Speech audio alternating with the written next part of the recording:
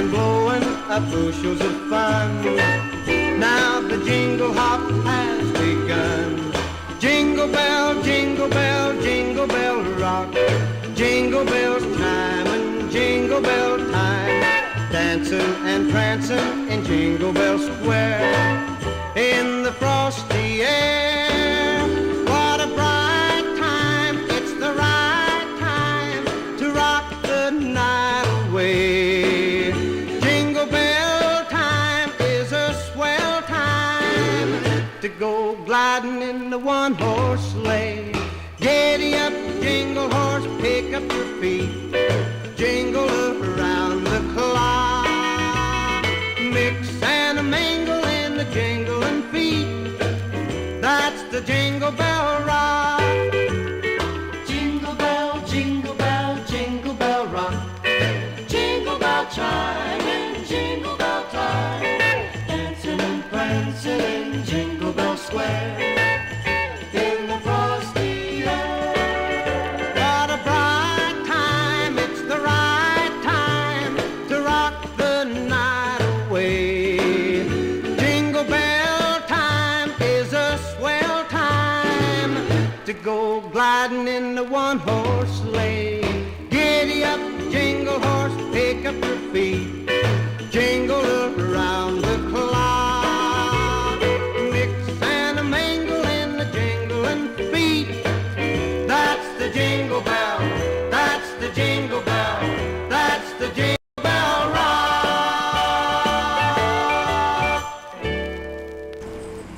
Hey guys, welcome to another Coturnix Corner Live. Hi Rebecca, you made it. I made it. Cool. All right guys, this is going to be just a short live stream just to kind of celebrate the holidays, Christmas and New Year. And joining us today, we've got Rebecca Lynch from Thieving Otter Farm, Jill Brewer, who is one of our very active people over on the CoturnixCorner.com website. And, of course, everyone knows Michael Rose. Hello, everybody. Looks like Michael has another guest, too. It looks like it. Introduce our new guest there, Michael. This is Caleb, and he is brand new. Oh, my goodness. It's fresh. Cool. Cool. If somebody in the chat room could give me a quick audio check just to make sure that everybody's audio sounds okay before we get started. Like I say, I'm not going to do the traditional live stream. I am, though, going to give a shout out to our moderators if they're in there. That would be Anna Poe from Dirty South Homestead and Amber McLernan. But I don't think I've seen either of them in there yet. But if they show up, howdy. Also, shout out to our channel sponsors, and that is Southwest Game Birds and Hatching Time. You guys check both of them out. They go out of their way to help us out with the channel. As a matter of fact, we've got a lot of great giveaways tonight, guys. Let's see. Kansas City Quail has donated a 30 count. Gopher Ridge, H.P. Murray donated a 50 count. Southwest Game Birds has also donated a 30 count. And Thieving Otter Farm has donated a 30 count. And Hatching Time obviously gets our regular $50 gift certificate. And Coturnix Corner Tumbler is going to go to one lucky winner tonight. Oh, Jill's back. Okay, cool. I thought we lost you there for a second, Jill. Yeah, sorry. No. I got an email or something. That's all. Yeah, gotcha. And Okay. it's on the phone, and I have to, turn it off. I'm learning how to use the phone. Don't Perfect. Yep, no big deal. Okay, so what we're going to do tonight, guys, we don't have anything planned. It's not going to be a structured live stream or anything. But what I thought we'd do is talk to all of our guests and kind of see what they've got going on or plans for the new year.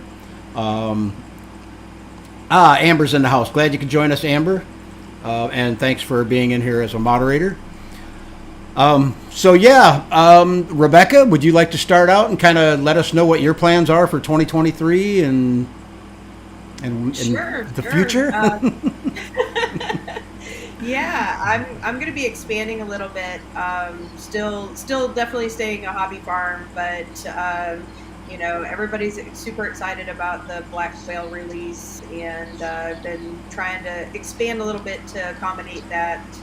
There's you know, a lot of early demand for it. So, yeah, and I'm working on a couple other color lines as well and some other projects. So I'm excited about those.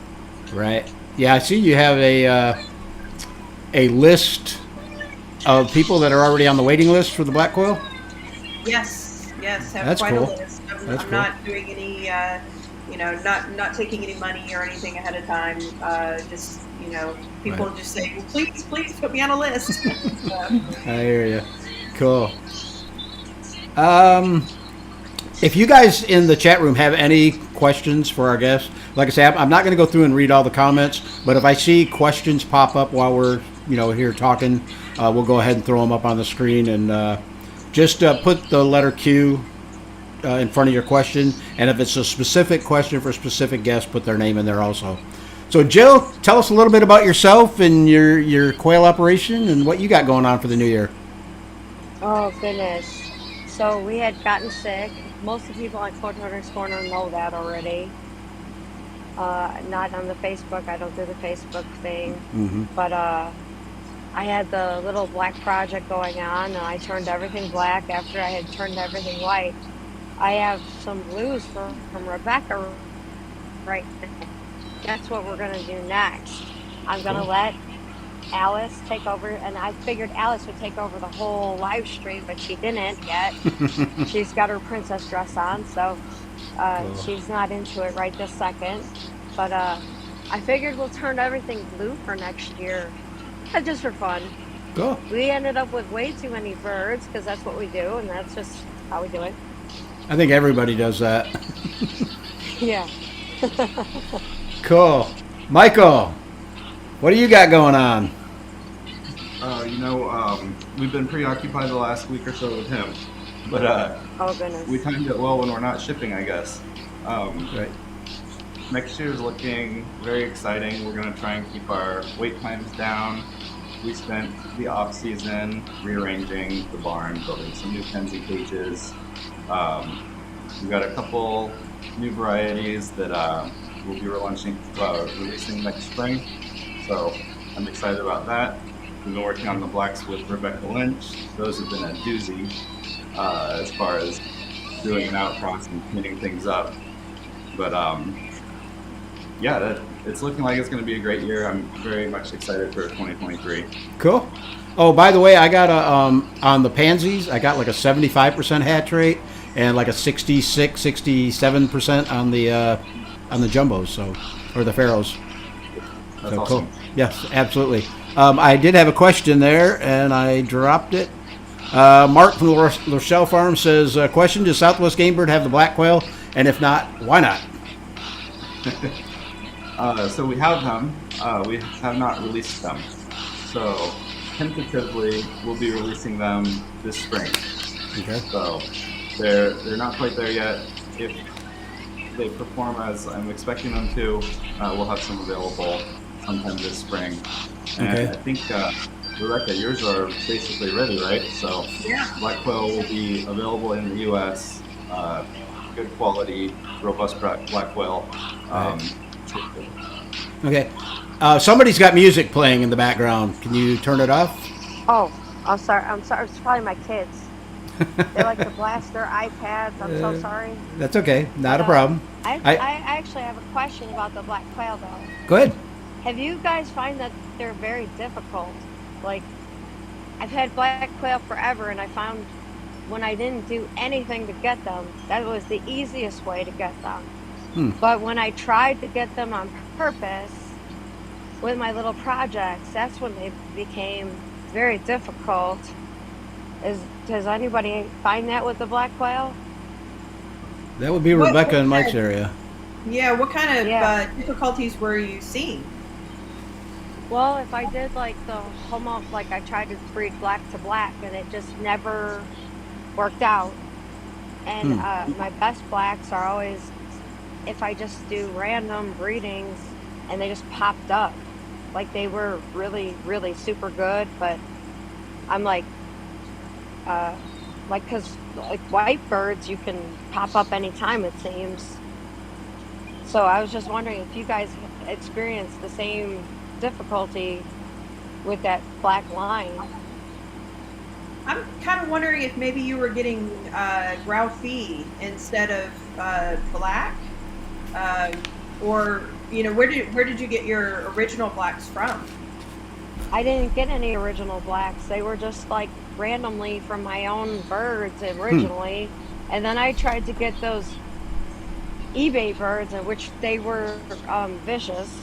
So I had to get rid of them all because I had the wicked scalpings and stuff like that. So I had Right. to, unfortunately, I had to dispatch all of them because they were all of them. The roos, the hens, they were all vicious. Yep. That's what happens. Yeah, I think the same thing. Probably had a there's a regular line of blacks going around, that originated from Kai Pepler in Germany, and they've worked on them and got them. I know Michael and Rebecca have been working for a long time on them and got them straightened out because all the blacks that I've hatched out, or all the eggs that I've hatched from the blacks that I got from Rebecca, I'm hatching out more blacks. So I'm not getting anything other than that. So your Yeah, thoughts, my Michael? thought, and then Rebecca, you can add on to it, or if you disagree with something, feel free to share. But most of the birds I got from Kai Pepler are absolutely phenomenal. The blacks were a bit of an exception. We saw a whole bunch of issues with them. And then when you outcross a line, I'm not going to name names, but there was a breeder who did a fairly random outcross. The results are always unpredictable. So those, unfortunately, were sold very quickly. And we did a handful of outcrosses here at the farm too. The quality just didn't meet our expectations or our standard, so we didn't sell those. So we've been sitting on blacks a couple of years now, refusing to sell anything because they're just not good yet. Right. And we're finally seeing some really good looking birds out of them through a couple of years of some good breeding. And those are what we want to release. So I'm hoping that trend can change. I think it's related to the bloodlines and the specific birds that people are working with, not necessarily the plumage mutations. Cool. Rebecca, anything else on that? No, I completely agree. As Jill found out with trying to buy some off of eBay, Yeah. there are some people that are selling that haven't necessarily put in the work with temperament and color and whatnot. So I will say that it shouldn't be something, black shouldn't be something that would just randomly pop up. So I kind of wonder if maybe you had some really nice dark Ralphies, and in breeding those, to each other, you may or may not get the same results. So that could be it that you have going on as well. That's what I believe I have. I did it like accidentally. That's how I think I got my original birds. But Mm-hmm. the ones I got from eBay were terribly vicious, Right. and that's why I Yeah, was like, oh gosh, I can't use those. And Sorry about I that. got like Rebecca's birds, and those are so going to be worked right into the line. It's going to work out really great, Rebecca. Cool. Awesome. I'm glad you like them. Okay. Oh gosh, they're wonderful. All right, we got a few questions pop up here. I want to make sure I can get to most of these questions tonight. Brookwood Pampered Hens says, beginner with quail, raised chickens for years. What are the most common illnesses with quail? And what recommended first aid kit for quail? Yeah. Who wants to jump on that one? I would can say take that one. it's not so much an illness. The most common thing I see are quails popping up and whacking their heads on their cages. That, and of course aggression. With them picking on each other. But in both cases, separating out the injured bird and giving them a little time to heal generally helps. You just have to be careful how you reintroduce. But I found, I also raise chickens, and boy, with chickens, if you look at them funny on a Tuesday when it's windy, they keel over. But quail tend to be very hardy. Right. Okay, I wanted to mention this earlier, and I completely forgot about it. Michael, on your giveaway, if you could select somebody in the chat room and just write it down, and I'll come to you for that later on. Same with you, Rebecca. If you see somebody in there that you want to give them to, or a question that you really like, and I've got the other ones here. I can handle those. Let's see. Scott Wilson says, question, how long do you keep quail around that are extra roos or not good enough for breeding until you cull? Michael? You want that one? About 5 seconds. Yeah, I'm pretty much the same way. I don't hang on to them very long at all. Here's a good one for you, Rebecca. Jeremy Westbury says, do you stay away from the blue color? Where would these be available, and what is the difference between the blue and the fawn? Thanks in advance. So I love blue. I breed a lot of blue. I have blue in lots of different combinations. And the difference between blue and fawn is they're completely different genes. You can actually have a blue fawn where the blue is applied to an Italian or a Manchurian. So the key with blue is that if you breed it in homozygous form, so 2 copies of the gene, you'll end up with a white bird. So it'll be a nice healthy bird. It's just not going to, have the blue dilution that you might be looking for. Okay. Let's see. Amanda Davies has questions. I have 4-week-old fully feathered quail ready to go outside, but it's 21 degrees Fahrenheit. Okay to put them out. Tips. Michael, you're in the cold weather. What do you do? That is one that I unfortunately don't have experience with. I assume if the feathers are all the way down the belly and the bird has good fat reserves, then it's good to go. With customers that raise them in lower temperatures than that. Yeah, I think the biggest thing is, keeping them out of the direct wind. Have some, way that they can get out of the weather. They'll do fine. Perry Schofield, he's up in northern Canada, and he doesn't have any issues, and it regularly gets like 21 to 30 below zero, so. All right, Teddy's Exotic says, question, will the normal calico be coming back to the Southwest Game Bird site? So we had just decided to temporarily discontinue plain calico. Really? And I pulled it from the website, and then, believe it or not, within a couple hours, we had multiple people asking where they went, what's going on. we didn't sell a whole lot of them compared to Really?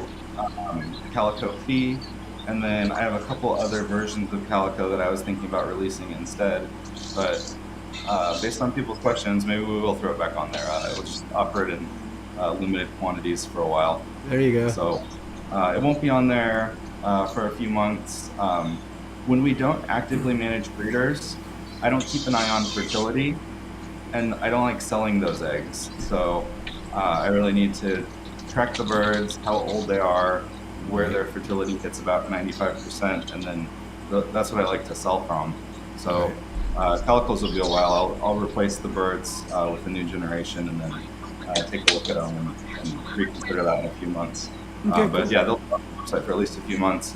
If you want some and you're okay with maybe a lower fertility rate, shoot me a message, buy some Hatchery Choice eggs, and request that in your order notes, and we'll throw a few of them in there for you.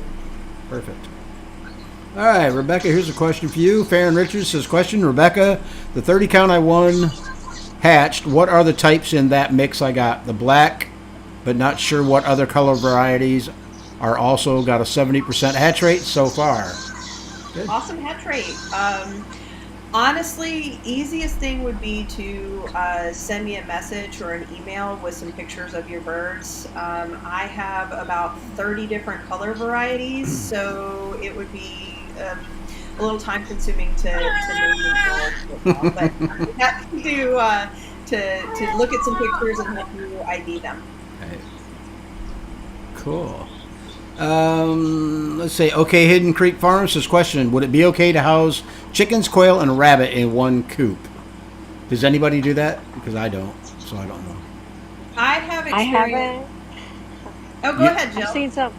Oh, I've seen somebody do that before. Chickens, quails, and rabbits, but it's been a long time since I've seen.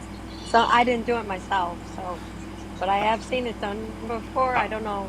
I I can't tell know you how good it's gonna work out. Tanya Slutcher Long. I don't know if you guys know her. She used to be a regular on here all the time, but she used to do it. She's got a really big aviary out back.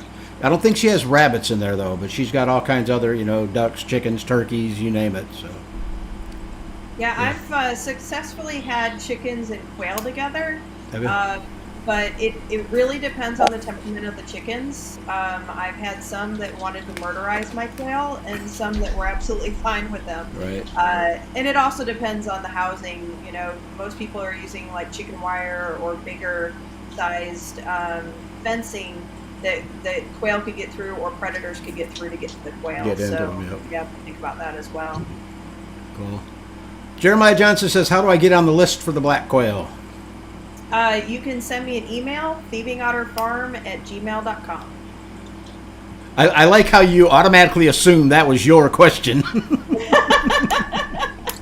Well, so far I'm the only one who has. I know that. As far as I know, Yeah, Michael, she's you the have only to one wait who's got a good lineup going. That's true. Okay, Patricia Easton's in the house says, "Merry Christmas. Merry Christmas to you. I have jumbo wilds. At what age do I replace the males? Need new eggs. Thanks." Michael? There's a few philosophies on that. If you're trying to breed them so that they're better generation after generation, sometimes it can be better to wait longer. I know the JMF standard is just to replace them at the same time as your hens after the lay cycle, so you wait about a year.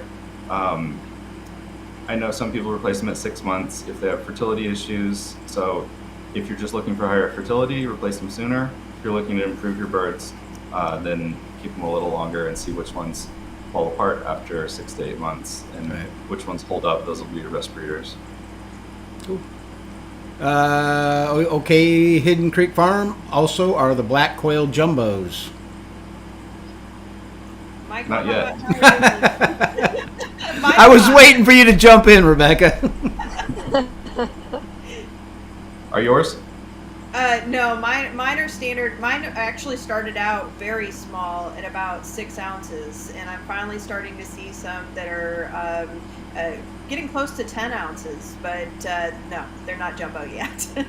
Cool. Well, you can do it though, Rebecca, because I got my one big boy. I put him with a bunch of Rosettas. So they're older females, but I put the big boy, he was one of my own, and I put him with the big girls, and they really like him a lot. And I think it's going to turn out good. So, He and was a I don't ladies' think, man, I huh? don't think it was like, I don't think jumbo is out of the question at all, because that's what I wanted to do. I wanted to breed jumbo black quails because I could have sold them for bird dogs, and I can't do bird dog birds because the girls tame them up too much, so I can't do it at all. There's no chance of that at all right now, but I think you can get them up there. I have one jumbo black male with a bunch of jumbo black females, or not jumbo black females, jumbo pharaoh wilds, whatever we're calling them these days. But I have one with Rosettas because my Rosettas are actually bigger than my jumbos right now. So that's where I have those 2 black roos that I have. But I had to thin them out I had to thin them out because there was just too many of them. Right. So that's what I'm pretty much down to. But those were like my little project birds, and those were probably like Ralphie's or something. I have no idea how I exactly did it because most of mine were escapees. Post some pictures over on the Coturnix Corner website. Rebecca's in there all the time. She can help you ID them. Yeah, Real I quick. think Rebecca's seen a couple of them. What's that, Michael? I think Michael might have seen a couple of them. Probably. So Rebecca made an interesting distinction a moment ago. She said it might be really easy to get grout bees. And I think that distinction is interesting because there's some debate technically about whether black is a variant of grout bee. And I tend to think it is, but it's very, very difficult to get grout bee dark gray, which is what we're referring to as black. So, yeah, it's kind of like getting a jumbo celadon. If you select for that celadon trait and you want nice shiny blue eggs, Right. good luck making them big. So I think what Rebecca's done is pretty impressive, getting a small dark black line up to the 6 to 8 ounce mark. And it would be interesting to see if you attacked it from the other direction of having a large Graphy, if it has what it takes in its genome to really turn it into a dark slate gray with very little pattern. I haven't seen them in my flock at all. I have some really pretty Graphies, but I wouldn't call them black. But it's not to say that couldn't happen or that wouldn't exist somewhere else. Right. Okay, cool. Dale says, question, I plan to start with quail in January. I will be doing this for eggs and meat. Are regular Coturnix hardier than jumbos? I want to keep it as simple as possible. Any one of you guys jump in on that one? I can't read it. Oh, is it too small? It depends on the Tiny on bolt line, I here. guess. Yeah, it's like tiny on here. Hold on, maybe I can make it a little bit bigger. Oh goodness. Did that help any? Should have worn my glasses. I plan to start with quail in January. I will be doing this for eggs and meat. Are Yeah. regular Coturnix harder? No. Hardier. Absolutely. No, Hardier. Yeah, I don't think there's any difference in my eyes. I don't think so. I don't know how you guys feel. I think it all depends on where you get your stock from and, Yep. and how the breeder has bred them. There really isn't that much difference from what I've seen. They can also be hardier at different ages. So, for example, the birds we have, we don't sell these bloodlines, but the hardiest bird in the egg is very fragile as a chick, but then they're super hardy as adults. And we have some that are kind of the other way around. They're mediocre in egg form, so you don't get quite the same hatch rate when you ship the eggs. So the jumbo browns would be a good example. You're not going to get a 90% hatch rate once they're shipped, unless you're really lucky. You'll get probably about half, but they'll be very hardy once they're hatched.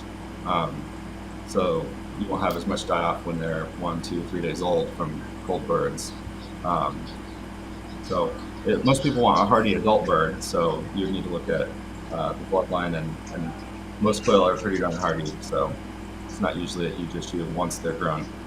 Right. 3Zia says, do you all find the black eggs have issues with shipping? We received 3 and none hatched. I really haven't seen too much of a problem, other than if the shipping is delayed. Terry had that issue a little bit. Yep. I don't see it as, with people who are getting the assorted quail with a few of the black eggs. I'm not seeing any difference compared to the other ones. It's not like they're getting a 98% hatch, and the only ones that didn't hatch were the black. There's other ones that didn't hatch as well. Yeah, I got the first box you sent, I got a really decent hatch rate. And the second box, like I said, I want to say it was like maybe 5 or 6 days before I got it from the day you shipped. So, plus it was really hot then, if I'm not mistaken. Dennis's question, how cool can eggs get before they're not viable for hatching? I put mine in the refrigerator and they do fine. Yeah, I've taken them out of the fridge and hatched them. I've taken them right out of I picked them right up though the day they were laid also. Yeah. So I think that's kind of a gray area. Well, being so hot down here, I figure I'm better off putting them in a refrigerator. And the refrigerator's turned all the way up, so the temperature's like 50 degrees in there. And that's if I want to hold them. Otherwise, I'll just incubate right away. But I don't know. What do you think temperature-wise, Michael? Didn't you do something on that at one time? We've never experimented with it ourselves, but I know the ideal temperature is about 55 degrees. Okay. If you go under 45, it will start to affect your hatchability. But really, they can go all the way down to freezing, and some of them will still survive. I've never heard of one surviving after it freezes. Usually the egg will crack and whatnot. Right. But yeah, even people hatch eggs from the grocery store. Those are kept at refrigerator temperature, so they can tolerate a lot. But again, it depends on what bloodline. So if you put our jumbo browns, for example, in the fridge, you're not going to have a very good result. If you put a wild quail egg in the fridge, it might be a little bit hardier. So it depends on the bird, depends on the egg. Right. Z Strauss says, question, Southwest Game Bird Hatchery Choice gave me a beautiful variety of quail. Are there any that can't be bred, i.e. jumbo brown with white? I'm just raising them for meat and eggs. If you got a variety and you're just raising them for meat and eggs, I would recommend keeping the browns together. And then if you received Palpy, Golden Manchurian, and Pearl Fee, those will play nicely together if they're around the same size. If one's drastically smaller, it's from a different bloodline, so you may not want to cross those. And then just about everything else is okay mixed together, but I don't recommend mixing bloodlines that haven't been tested together for the most part. And especially the only one that the mutation will actually throw you off is silver or Andalusian. You never want to breed them together. Right. So it really just depends on, are you looking for just okay results for meat and eggs and you don't want to put a lot of work into it? You can breed most things together. If you want consistency every single time, you should probably be looking at the individual bloodlines, but if that's the case, you probably wouldn't have ordered Hatchery's Choice. So if you want that variety, just throw them all in there and see how they do. Okay. Molly says, question, do quail live well with others? Ours don't seem to. Mine get along fine. I think it might be just your bloodline. The quail with quail or like quail with chickens? Right. Okay, Iva Hines My- says, oh, I'm sorry. Go ahead, Joe. Oh no, because my guineas are trying to liberate my quail out of the house because they want them back outside, and I'm actually going to try to put the quail with the guineas because they seem to get along great, better than the ducks and the guineas. I'll be darned. Because the ducks are kind of mean. Okay, Iva Hines says, question, Rebecca, are you still giving your quail fresh milk? That's a first. I think that might be Jennifer Bryant is doing a milk experiment. She has Really? cows experimenting on giving them milk. So nope, not me. I'll be darned. I never heard of that. I'll have to ask her about that. She likes doing them experiments, doesn't she? Feed and this and that. DIY Not says, question, noob here, do you start with live birds or eggs? I prefer eggs. Oh, what do you guys like? I started with real live birds. I bought them from a butcher shop a long, long time ago in a galaxy far away. So that's how I started. I would say it depends. There was no place to order them back then. Gotcha. Yeah. I was going to say, I think it depends on who you have available to buy live birds from. The stock you start with makes a big difference. So if you're close to somebody that has, really nice quality quail, then by all means get some live birds if they have them. If not, you may want to look into Terry's breeders list to get some good ones. Yeah, there you go. I forgot all about, I should have mentioned that at the beginning of the show. New video out, 2023 breeders list. Well, I would just get some from Rebecca or Michael. There you go. I wish they would have been there like when I started. It would have made things so much easier. Wolf Guy says, oh, pick me, Rebecca. Okay, let's see. Okay, Amanda says, I'm surprised how much hardier the quail are than my chickens. We're having minus 40 to minus 60 wind chills. Haven't lost a single quail. Wow, that is cold. Insulated. Yep. Dave Carroll says, question for feed, has anyone found fermenting it to be worthwhile? I used to ferment for when I first got into quail, because I did it for my chickens all the time, so I figured it would work for the quail. And for the most part, it did, but to be honest, I really didn't see that much of an improvement or a benefit, so I just stopped doing it, mainly because of the time factor. Has anybody else tried fermenting? That's how it was for me. It takes too much time. Have you ever fermented feed, Michael or Rebecca? Not on purpose. I think if you're interested in fermenting feed, I would look into fodder. Okay. Has a lot of the same benefits, and I think it can go a little bit farther. But I know some of the feeds that we've looked into have a lot of fermented ingredients. So a lot of commercial farms will use fermented ingredients in their feed. I assume it's the same principle as fermenting the feed as far as helping them with digestibility. Right. Okay, looks like I lost Jill. She did say her phone might die, so maybe that's what happened.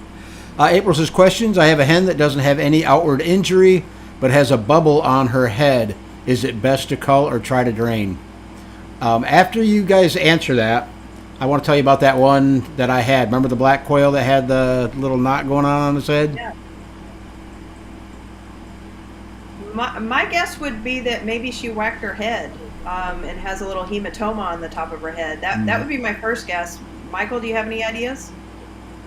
I'm really not sure. Usually if it's hard, it's an encapsulated infection, and the birds can usually encapsulate and it can just stay there. If it's soft, then it's probably what you were saying, or maybe something else. But, if you don't see soft bubbles on them, I wouldn't really know what to tell you. Right. The one that I had that I showed both you guys, it actually got better. Really? I was gonna butcher it and do a autopsy type deal on it, but I just let it go, and pretty soon I couldn't see it anymore. So I don't know what it was. Maybe it was it felt like it was hard at first, but it must have got soft and went away, but I don't know. So let's see. Hold on a second. Sorry about that, Jill. I accidentally muted you. No, sorry about that. The phone, if I get a call or an email, it shuts it down, and I can't. I'm gonna learn how to use my phone one day. Okay, Ghostly Ty says, what's the difference between the jumbo and the other size in meat eggs? Do they taste the same? Anybody wants that one? So, yeah, this depends on myoglobin content. They don't necessarily taste the same. Sometimes very, very active quail will have a darker meat. It'll taste more rich or gamey. Most jumbo quail are bred for meat specifically and fast meat production, so it's a much lighter colored meat. Not light compared to chicken or anything. It's still much darker than that, but it's going to taste a lot Michael, milder. Do you think it's like kind of dependent on feed? A Oh, little probably. bit? Yeah. Because I'm sure. I've had them out in the yard, and I've had them in the house where I'm only feeding them feed, and they do taste different, and the different ages actually, to me, taste different. Yep, that makes sense. I wouldn't know much on age because we slaughter all ours at the same age, but I know that's part of the reason that you want to slaughter them young if you want tender meat, and they can develop a lot more as the bird gets older. Okay, let's see. Kim says, question, I have 13 chicks that are just under 4 weeks old. How long do they need to be under the heat lamp? They're kept in a garage, but it still gets to like 50 degrees in the garage. Rebecca? I like to make sure that they're fully feathered, and then additionally after that, make sure that they're protected well from wind and weather. And once they're fully feathered and well protected, they can go outside. Yep. I agree. Hill Pasture Farms, this question, at what age can you add chicks to your flock?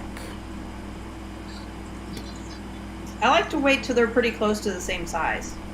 I find if they're a little too small, they're probably going to get bullied. Okay. It depends on your. agree right there. very active males. You don't want a young hen getting picked on. If you have a weak male that's young that you're adding to a flock with aggressive male, same kind of thing. So it's very flock dependent, I think. I've been not really experimenting. It's more or less it just happened. I've got, my cages are side by side. They're 36-inch wide cages that are divided down center. And I have one roux in one cage, but he also services the hens in the next cage. I just, every other day or so, I'll take them out and put them in the other cage. And I found that by keeping that roux visible to the other hens, they don't seem to want to pick on them like if you were to add, just a stranger rooster to them. So. But do the hens, are they jealous? Those hens in the other cage, when you don't add them in right away? Because some of my hens have gotten jealous because I took the roux away because their hairdo was bad. So I took them.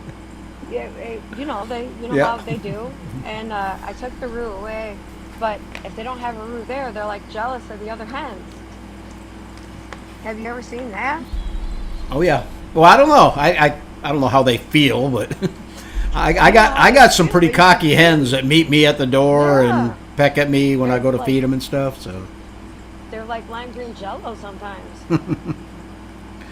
That's how the hens broke the door off the hatching pond cage.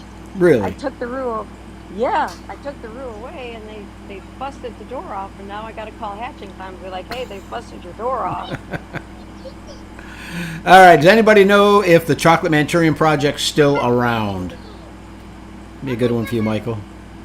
I don't think it is. I know the flock was at Kansas City Quail Farm. It moved to another farm in Missouri and was lost there. So it would have to be from a customer that had purchased them from either Kansas City Quail Farm, my farm, or James Marie Farms back with eggs. That's not to say it couldn't be recreated. Mm-hmm. So something similar may pop up, but I don't think you can buy them right now. I'm not aware of it. What is it? What is the Chocolate Manchurian? What's the genetics behind it?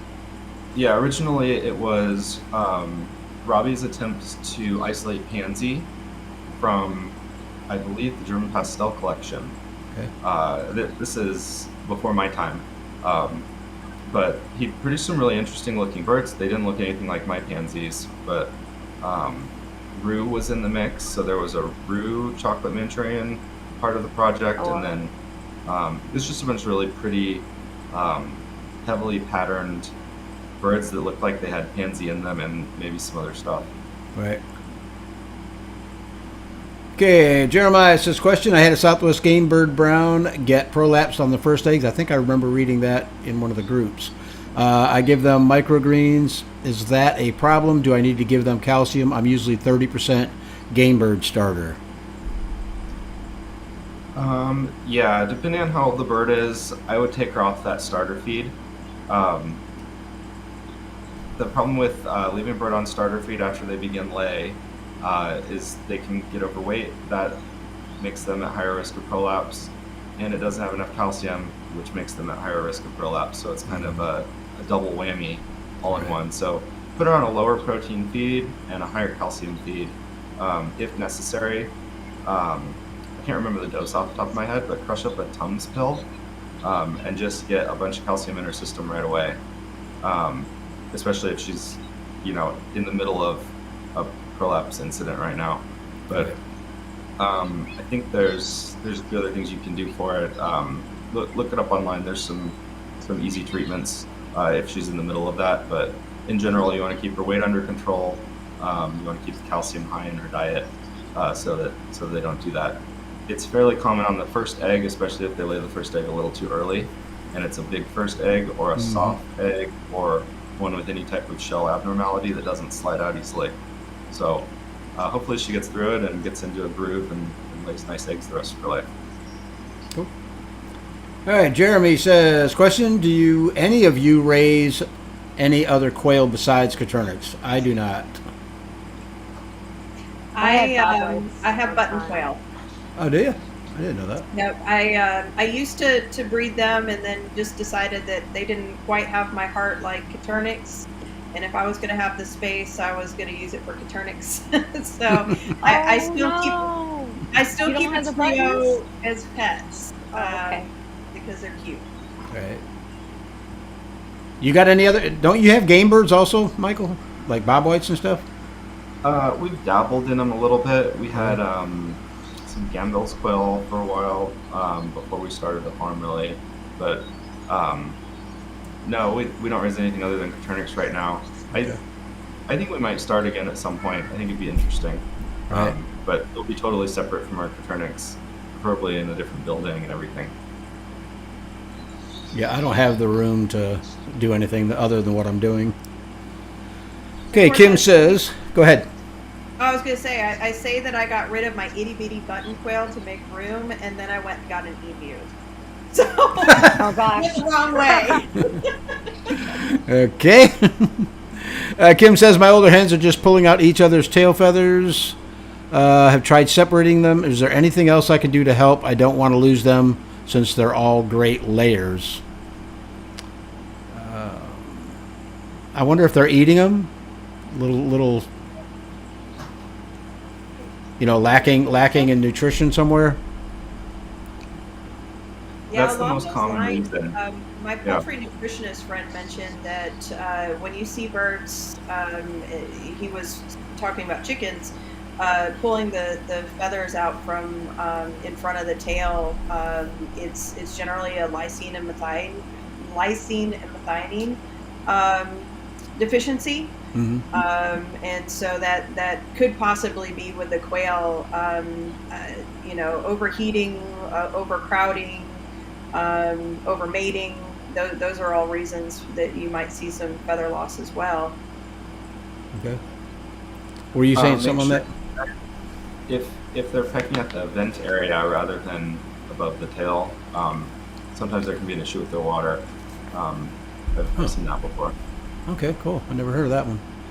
Yeah, I never heard of that. Okay, Julie says, questions. I have a hen that was fine in the brooder, and after moving them out, she developed curly toe. Is that hereditary? I've never had that happen. I think that's usually environmental. If it happens that late. Okay. That's usually opposite of what happens. If they have a curly Yeah. toe, it comes out of the incubator. Mm-hmm. It's either genetic or the incubator. Yeah. On the off chance it's deficiency, riboflavin is usually what does that. So mealworms are a great thing to bump that up, but it could be all kinds of things. It could be an injury, or it could be something else, or Right. something weird that happened with that bird. Yeah, I wonder if it's multiple birds or just the one. Okay, Amanda says, and don't forget, Rebecca and Michael, you guys got to select a winner for your eggs. So I hope you're paying attention to. We got about 10, 11 more minutes, and I got to pull the plug because my back's starting to really hurt. Yeah, I know Terry had his back hurting. Okay, Amanda says, do quail get tough if they get older? We got sick and missed our butcher date. I haven't really noticed it. Although my older birds usually go to the dogs anyhow. But Yeah, I don't think it's once they're tough. old enough, yes, but it takes a while. So if you just missed your butcher date by a couple of weeks, I wouldn't worry about it at all. yeah. If the bird's a year old, it's gonna probably need a slightly different recipe. But I know Then a people eat birds that are a year old. They 8-week like the olds. higher fat, Yeah. and they're great on the barbecue if you skin them. Right. Whereas a younger bird, you usually want skin on.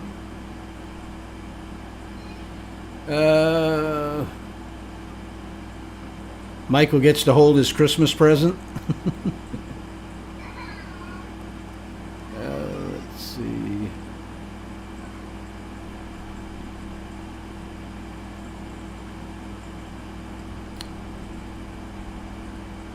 Okay, here we go. Mark says, I have chickens and rabbits and quail in the same barn about 5 feet apart, but never house them together.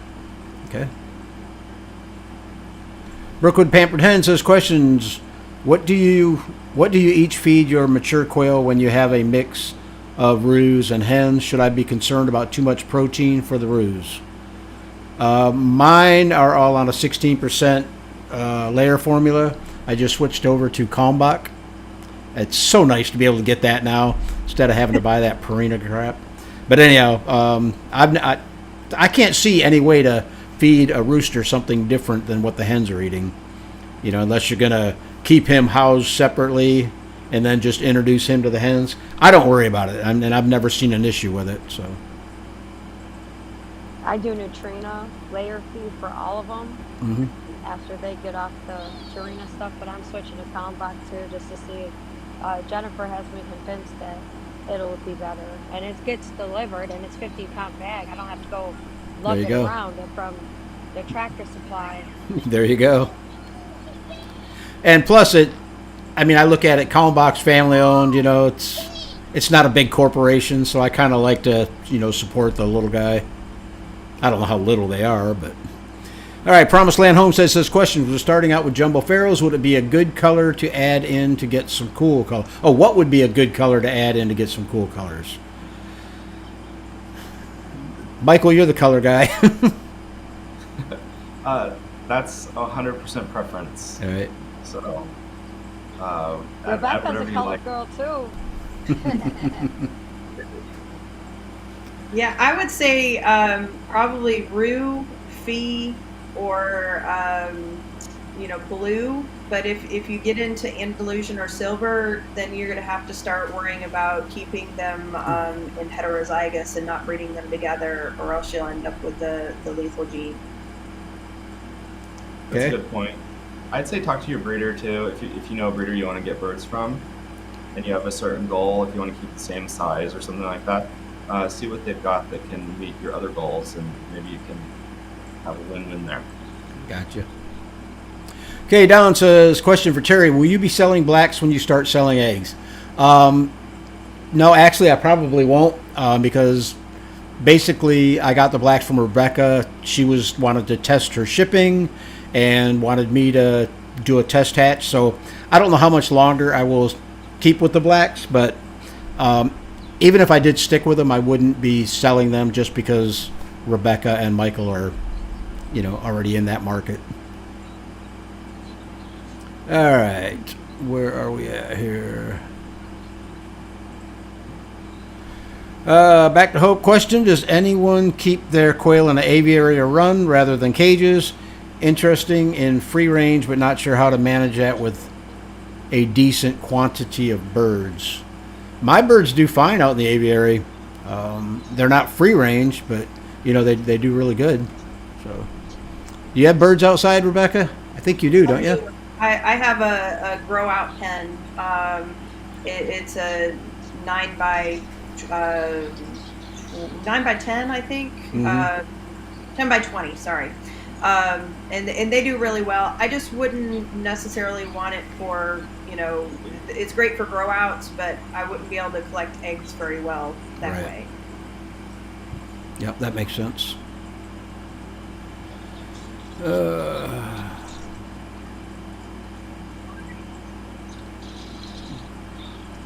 are we doing on time? James says, question, I have a chicken pen with 10 chickens in it with 2 females and 1 male quail, but the quail are in a cage by themselves. Is that okay? I don't know. The only reason I wouldn't put quail and chickens together is I'd be more worried about, the chickens getting some type of, like coccidia or something and spreading it to the quail. So, I don't know. Chickens tend to pick up everything. Yeah. That's the bad thing. The quails don't as much. Right. Willow Shade Home says, question, will baby quail figure out the water and food themselves? Mine do. Yeah, I've never had to teach them to eat or drink. Yep. Japanese quail will. Start raising something else, like merns, then a lot of people actually put a Japanese quail in with them to teach them how to use the food environment. Really? I'll be darned. Yep. Come on, dog. I know. Let's see. Chaz says, when it comes to brooders, is there a rule of thumb for height? Is it the same guidelines as a grow out or later cage? or different when they are smaller? Go ahead. One of you guys take that. I don't The think rule so. of thumb? Yeah. What do you do? What do you do, Michael? Mine are all 16 inches high, so Okay, that's that's breaking cool. all the rules for adult quail, but I they know. don't fly yet when they're little. So.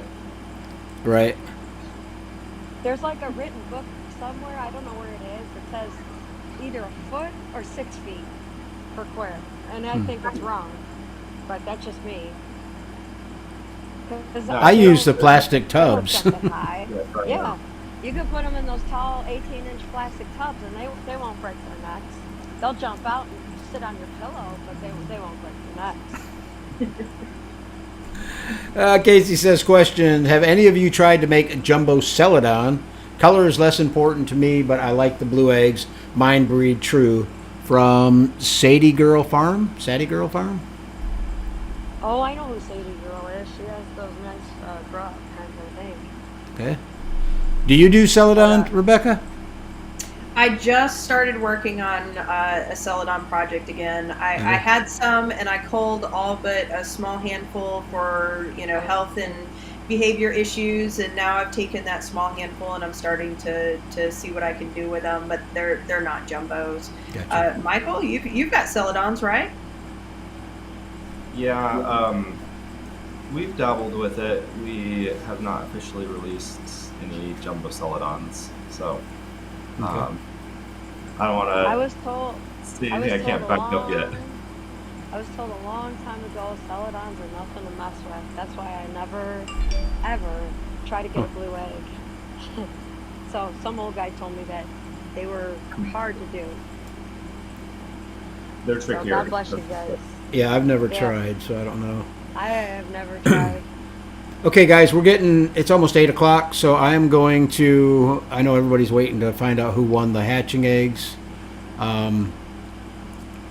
If you guys have somebody selected, Rebecca and Michael, go ahead and let me know on that right now. And I'm looking to see if there's any other questions that I could grab before we call it quits tonight. Rebecca, So did you select somebody, or Michael, did I'm you? gonna go with Dave Carroll because he mentioned one of my favorite words, and that would be genetics. Okay.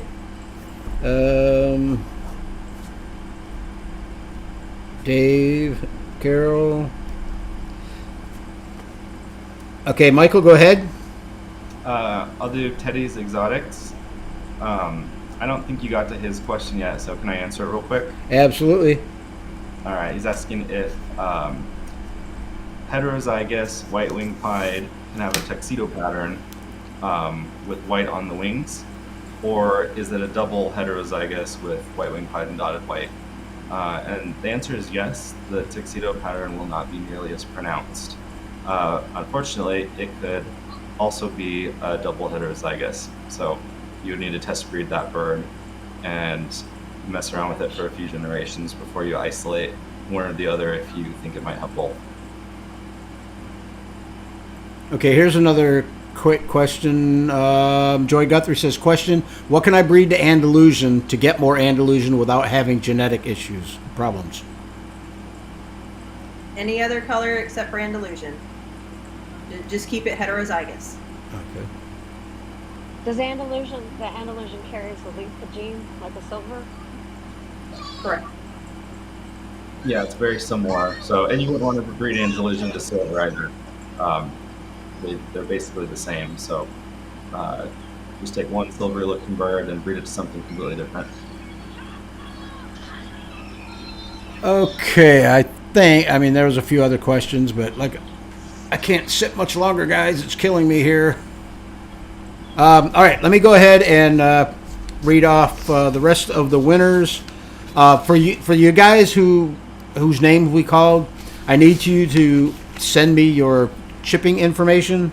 I need obviously a name and address, but a good email and a good phone number in case the breeder needs to get a hold of you regarding your order. And most of these orders, I take it, aren't going out until after the first of the year? Correct. Same with you, Michael? I guess he said correct. He's frozen. Oh, sorry. Yes, we want Is him he to still survive holding the the trip. baby? Okay. Cool. All right.